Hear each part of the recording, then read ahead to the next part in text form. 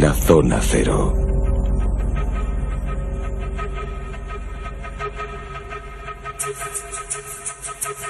Una noche más en los monográficos con los hermanos Green, Carlos y Jesús. Muy buenas. Hola, ¿qué tal? Hola, yo prefiero la versión de Perror, que es más cruel. Sí. O Canales y Callejo. Sí. Digo los hermanos Green porque son otro de los responsables de haber dado forma a su versión de La Bella Durmiente, que es el cuento que analizamos hoy en estos monográficos. Sí, lo que pasa es que el que nos haya seguido en todos estos monográficos sobre la verdadera historia de los cuentos que hemos tratado, los hermanos Green no quedan muy bien parados, porque son los que se encargan de cambiar las cosas para que sea políticamente correcto, y por lo tanto les hacen demasiado infantiles, quitándoles la carga tremebunda y morbosa que tienen los cuentos originales. Pues por lo tanto, bienvenidos, señores Perrault. Sí, exactamente, los Perrault. Sí, porque en este caso además es uno de los cuentos que los Grimm dulcificaron más, y ya para que hablar... Bueno, no tanto, porque curiosamente Walt Disney se inspiró más en la versión de Perrault. El esquema básico del cuento se parece más al de Perrault que a los Grimm, aunque sí dulcificó una parte del cuento, que bueno, depende también de la que tenga un niño, porque la reina mala de la película de Disney es terrible. Lo que pasa es que no es tan terrorífica como el cuento original que procede de la Edad Media Europea, donde realmente la reina mala es que es como Alien, es que es un monstruo auténtico, es un monstruo comedor, pero de verdad, nunca mejor dicho, lo de comedor. Es antropófaga, ya veréis todo lo que hace de maldades. Lo que pasa es que ya en la época de los Grimm, en el siglo XIX, interesaba presentar el cuento, que mantiene, por cierto, todas sus moralejas, sobre todo la moraleja principal de la Bella Durmiente, que es la lucha por la supervivencia. Es un cuento tremendo. Para mí es uno de los más duros en la versión original, con probablemente Hansel y Gretel, como todos los cuentos alemanes centroeuropeos que tienen su origen en la época. El Barba Azul es que se basa encima de una historia real, claro, que es una cosa que diríamos de tratar algún día. Vamos a ver, lo más interesante para mí es que es el segundo en antigüedad encontrado. El más antiguo, como sabéis, de los orígenes incluso europeos, es el que analizamos hace poco. Perdón, el de Cenicienta. Sin embargo, en el caso de La Bella Durmiente se encuentran rasgos bastante claros de lo que es el esquema principal del cuento, ya incluso en la Volsunga Saga de los germanos. Por lo tanto, nos tenemos que remontar a qué época para las primeras versiones. Las primeras versiones, las primeras versiones no. Es tradición oral, evidentemente. Es medieval. Si las primeras versiones son del siglo XV y XVI, son casi el Renacimiento, pero el origen, o sea, el esquema, la articulación del esquema de lo que es el fondo del cuento, es de los siglos IV o V, de la época de las migraciones germanas. Y, de hecho, como he dicho, hay quien ya encuentra incluso en el episodio de Sigurd, el rey que deja a Brunilda, la princesa, rey germano que aparece en la Volsunga Saga, cuando la abandona y dice que regresará para casarse con ella, algunos elementos básicos de lo que luego va a construir uno de los elementos esenciales de La Bella Durmiente, es decir, el matrimonio de reyes que no tiene hijos y que les nace una linda niña a la que preparan una gigantesca fiesta en la cual los elementales, esto es muy importante porque aquí tienen un papel fundamental, intervienen para darle una serie de dones. Bueno, ese esquema de articulación de lo que sería el inicio de la estructura de La Bella Durmiente tiene por lo menos unos 1500 años, que se dice pronto. Pero las versiones modernas son del Renacimiento. Y como todas las que recogió Charles Perrault a finales del 17, están afectadas por el terrible impacto que tuvo la Guerra de los 30 años en Alemania. Es decir, la despoblación del interior y las escenas de horror que se vivieron en Alemania entre 1618 y 1648, que prácticamente acabaron con la población, 2/3 o 1/3 de la población alemana en algunas zonas, influyeron muchísimo en dar esa visión terrible de la vida y de la supervivencia que recoge muy bien La Bella Durmiente, y que, por cierto, dulcificaron luego los Grimm, a pesar de ser alemanes, porque Perrault no. En el cuento de Perrault, como ahora veremos, la reina del cuento, la reina mala, es no mala, es un monstruo atroz. La historia de La Bella Durmiente, después de la forma como habéis contado los hermanos Grimm, Perrault, finalmente Disney también, sí, evidentemente, hombre, con su versión cinematográfica. Sí, no, bueno, y Tchaikovsky, si nos vamos a la música clásica, con su famoso ballet. Que lo escucharemos ahora. Que luego sí, lo escuchamos porque, bueno, yo creo que es ese clásico ballet que todo el mundo ha escuchado, pero muchas veces no lo identifican precisamente con este gran ballet, la gran obra de Tchaikovsky que compone en 1890. También, por cierto, basada en Perrault. O sea, que se ve que los grandes creadores que se han querido inspirar en el cuento original no han ido a los hermanos Green, porque ya digo que los hermanos Green sí que han hecho una versión muy infantiloide, y se han cargado la segunda parte del auténtico cuento de Charles Perrault, que por cierto Ana María Matute escribió una novela donde contaba precisamente eso. Sí, está publicada por Lumen, es verdad. Se llama El verdadero final de la Bella Durmiente. Claro, porque el de los hermanos Green dejaba mucho que desear. Pero yo creo que es un poco importante, o importante del todo, ¿no?, desde mi punto de vista, ratificar que estamos ante un nuevo cuento arquetípico. Es decir, a diferencia de prácticamente todos los que hemos comentado hasta el momento como monográficos, salvo Caperucita Roja, los demás son cuentos arquetípicos. ¿A qué me refiero con esta palabra? Que todos tienen una serie de símbolos, de matices, de elementos mágicos y incluso de claves esotéricas que hacen que sean cuentos inmortales. Y no tanto porque fueran escritos por tal o cual persona, que lo único que hacen es transcribir lo que ya se venía diciendo, sino que hay una serie de elementos comunes que de alguna forma están hablando del camino evolutivo que tiene un ser humano para reintegrarse con sí mismo. Un poco lo que Jung decía, el ánima y el animus. El animus sería el príncipe, es ese aspecto masculino dentro del inconsciente colectivo de las mujeres, y el ánima sería lo contrario, es decir, sería la princesa, en este caso el aspecto femenino, dentro de ese inconsciente colectivo de los hombres. Y al final se tiene que reintegrar. Ese matrimonio feliz es lo que hace que la dualidad se convierta en unidad. Es decir, es un mensaje arquetípico que, se entienda o no se entienda en toda su amplitud, sí queda reflejado en el cuento de hadas. Y aquí, cuando se empieza a analizar una serie de cosas, cambian los matices, pero la esencia lo mismo, tanto en los hermanos Grimm como en Charles Perrault. Por ejemplo, hay un rey y una reina que no han podido tener hijos y desean uno. Al final nace una niña, y es una rana, en el caso de los hermanos Green, el que se lo revela, la rana siempre tiene que estar por medio, lo celebran con una fiesta y ahí empieza el lío. ¿Por qué? Porque cuando se produce el bautizo, en el caso de los hermanos Green invitan a 12 hadas, hay una hada que queda excluida, es la hada mala, que es la hada mala. En el caso de Charles Perrault son 8 hadas, es decir, son 7 las que son invitadas y la octava es la que lanza una maldición. Fíjate que en ambos casos son números arquetípicos también, claro, números básicos. Exactamente, tanto el 7 como el 12, o el 8 y el 13, porque en el fondo es una octava mayor. Pero bueno, en definitiva, hay una hada mala que, por no ser invitada, lanza una maldición. Esta maldición es que a los 15 años, cuando cumpla los 15 años, esta niña se va a picar con un huso y va a morir. Y el hada, la otra hada que no se había manifestado, bien sea la octava o la 13ª, lo que hace es cambiar esa maldición por un sueño que va a durar ni más ni menos que 100 años.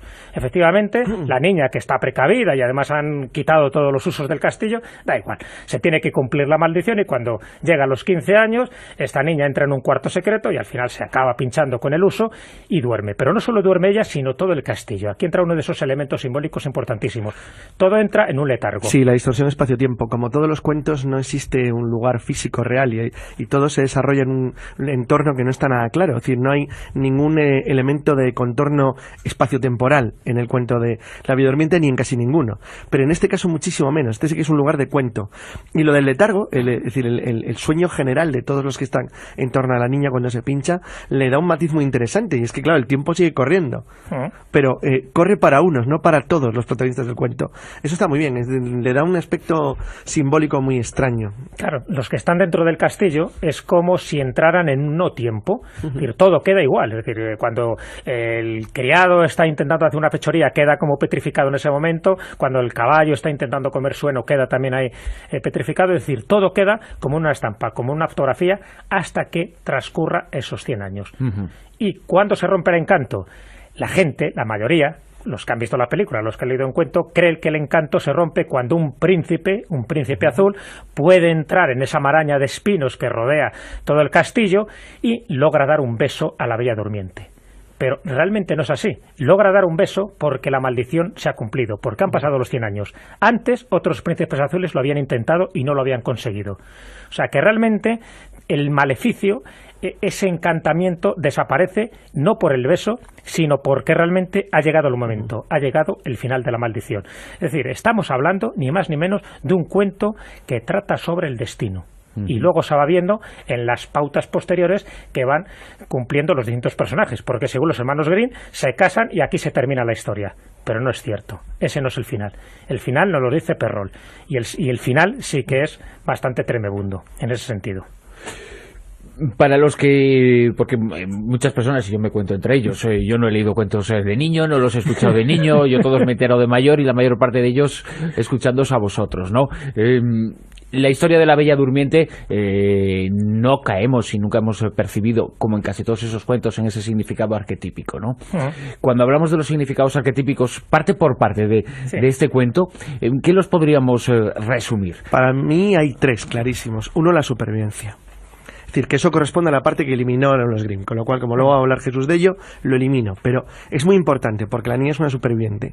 Pero luego hay 2 muy interesantes, por lo menos para mí, que son muy llamativos. Uno, el cumplimiento del destino. Es decir, ahí no existe la capacidad del libre albedrío por parte de la niña, porque hay una maldición que le viene impuesta.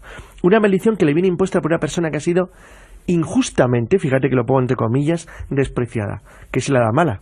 Si la hada mala no hubiera sido invitada a la concesión, a la fiesta que se hace, probablemente no se hubiera enfadado y por lo tanto no hubiera habido una maldición. Es también una enseñanza sobre el cuidado que hay que tener con las personas poderosas, aunque no sean de tu agrado. Es importante, es una curiosa advertencia. Pero luego, sobre todo, hay 2 elementos muy bonitos, que son los elementos que están relacionados con la humanidad, porque la niña está muy apoyada. Hay un montón de gente. Por cierto, una anécdota que le comentaba a Jesús antes que me ha hecho bastante gracia, y es que entre los dones que les dan las hadas a la niña, no son exactamente los mismos los que le dan las hadas de los Grimm, las 8 hadas de los Grimm, que las 12 hadas de Perrault, porque, no, por ejemplo... Perrault son 8, 7... Perdón, 7 y 8, que los 12 de los Grimm, y la 13 es la que no da ninguno, la 13ª, porque consideraban en el siglo XVII que, bueno, que dentro de los dones que se le dan belleza, simpatía, virtudes, la inteligencia era muy secundario, era una chica al fin y al cabo, entonces decidieron no darle ningún don de inteligencia, la dejaron tonta.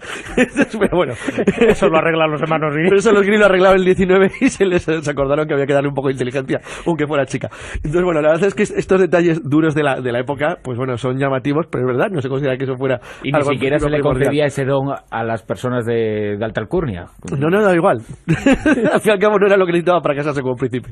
Entonces era un don que se les olvidó. Entonces, bueno, aparte de esta anécdota, es decir, es cierto que ¿Qué le hacía falta para casarse como un príncipe? Nada, ya lo tenía todo lo demás, virtud, era guapa, era hermosa, era simpática, agradable, bailaba bien, pero al ser inteligente... Si nos damos cuenta de todas las heroínas que hemos tratado, los cuentos son todas tontas. Son tontas. Bueno, que más Caperucita es realmente simple, pero vamos, esta no es que fuera muy lista tampoco. Pero bueno, el hecho cierto es que de verdad que lo más llamativo del cuento de la Bella Durmiente es cómo te puedes proteger de los elementos que te van a amenazar en tu existencia, frente a los que en teoría no puedes hacer nada. Y realmente la Bella Durmiente es una niña muy querida. No tiene un problema de abandono, ni es una niña odiada, todo lo contrario, es una niña hiperdeseada.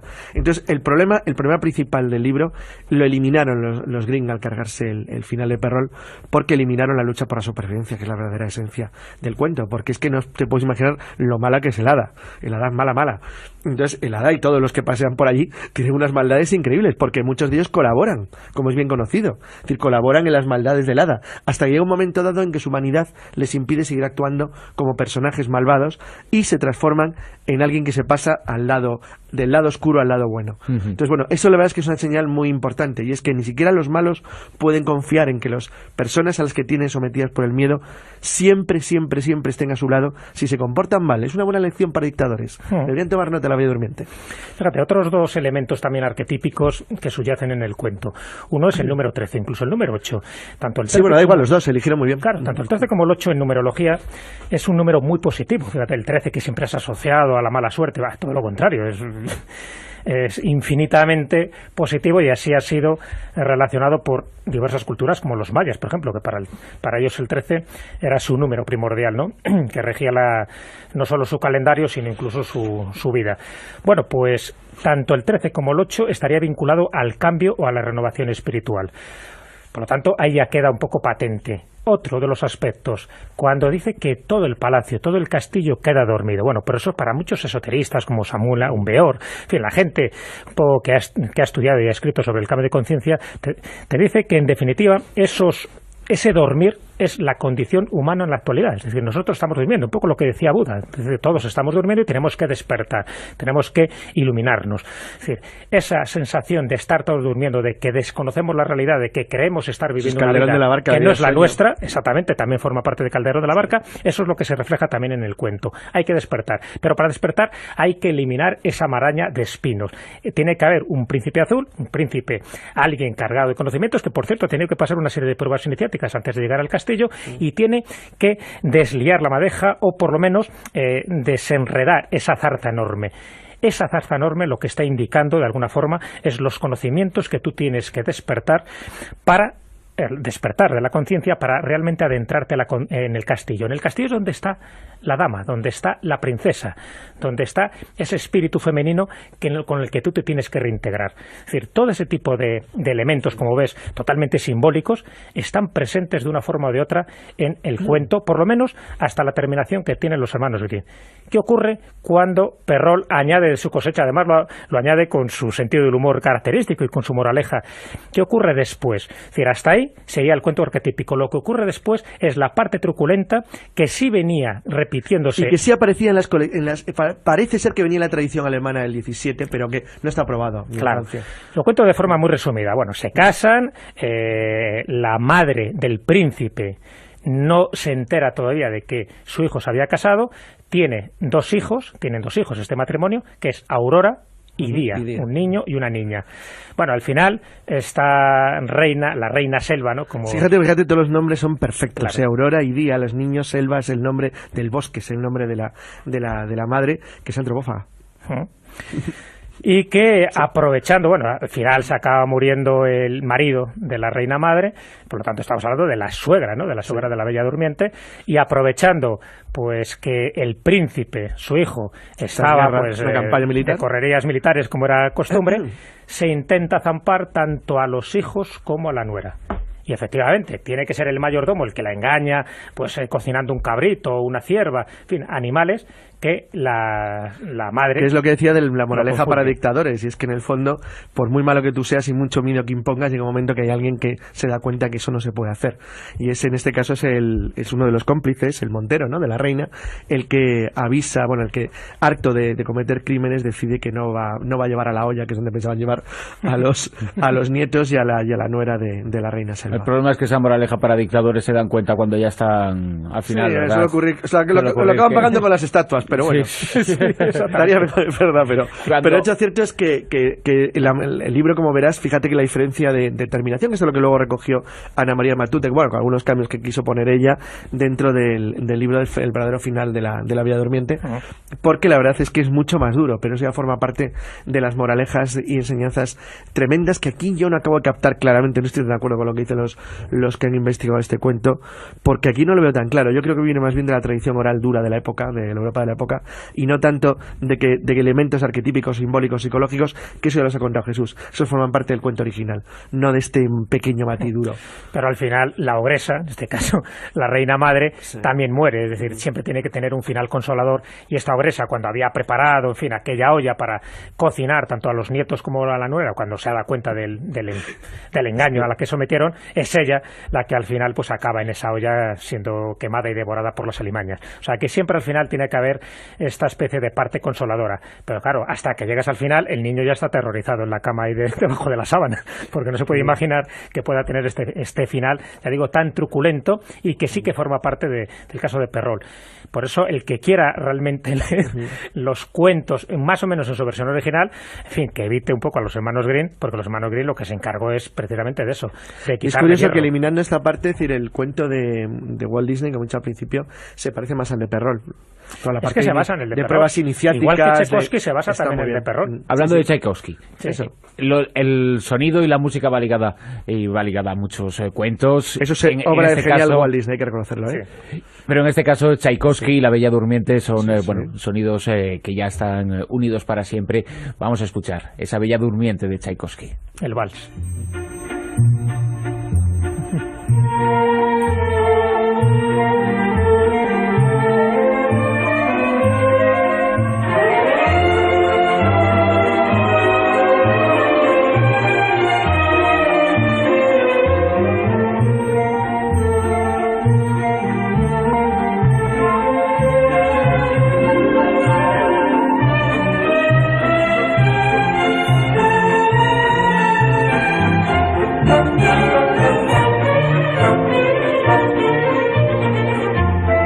que no sé, después de desmenuzar con vosotros en estos monográficos a lo largo de estos últimos meses tantos y tantos cuentos, si de verdad los niños deberían haberlos escuchado, o si es bueno que Disney hiciera su versión para que no nos enteráramos del verdadero trasfondo de alguno de ellos. Bueno, es buena la versión de Disney, me gusta, están graciosas. Hombre, se habla de que Disney era un iniciado, es decir, que aquellos cuentos que le elige Disney, sobre todo cuando él vivía, por los ejemplo, cuentos que se han hecho después, sabía muy bien lo que hacía y están cargados también de muchos. En el caso de La Bella Durmiente, no es que no es divertida la diferencia que hay física en el dibujo, en el mono, en el dibujo original, entre las hadas buenas y la hada mala.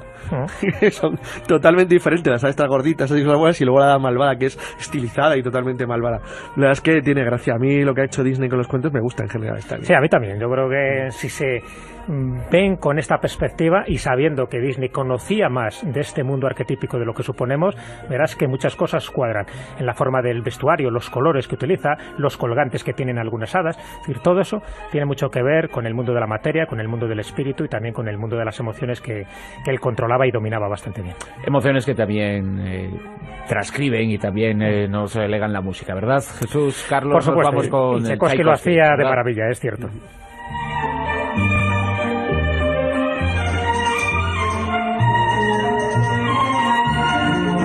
La Rosa de los Vientos en Onda Cero.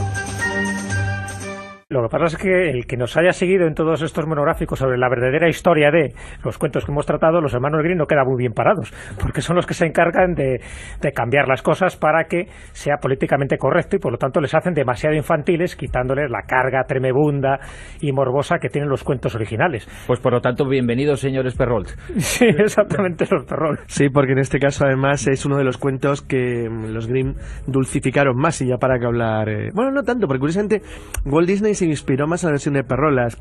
El esquema básico del cuento se parece más al de Perrault que a los Grimm, aunque sí dulcificó una parte del cuento, que bueno, depende también de la que tenga un niño, porque la reina mala de la película de Disney es terrible.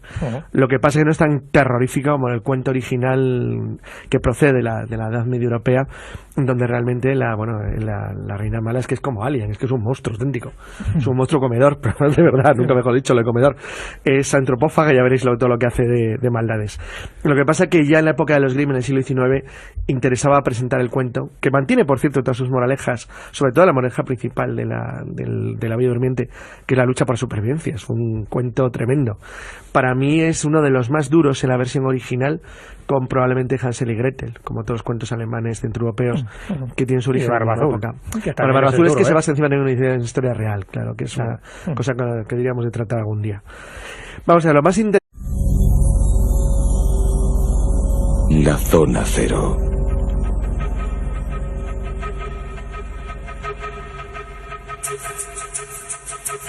Una noche más en los monográficos con los hermanos Grimm, Carlos y Jesús. Muy buenas.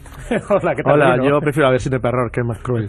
Sí. O Canales y Callejo. Sí. Digo los hermanos Grimm porque son otro de los responsables de haber dado forma a su versión de La Bella Durmiente, que es el cuento que analizamos hoy en estos monográficos. Sí. Interesante para mí es que es el segundo en antigüedad encontrado. El más antiguo, como sabéis, de los orígenes incluso europeos, es el que analizamos hace poco.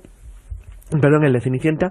Sin embargo, en el caso de La Bella Durmiente se encuentran rasgos bastante claros de lo que es el esquema principal del cuento, ya incluso en la Volsunga Saga de los germanos. Por lo tanto, nos tenemos que remontar a qué época para las primeras versiones. Las primeras versiones, las primeras versiones no, es tradición oral, evidentemente. Es medieval. Si las primeras versiones son del siglo XV y XVI, son casi el Renacimiento, pero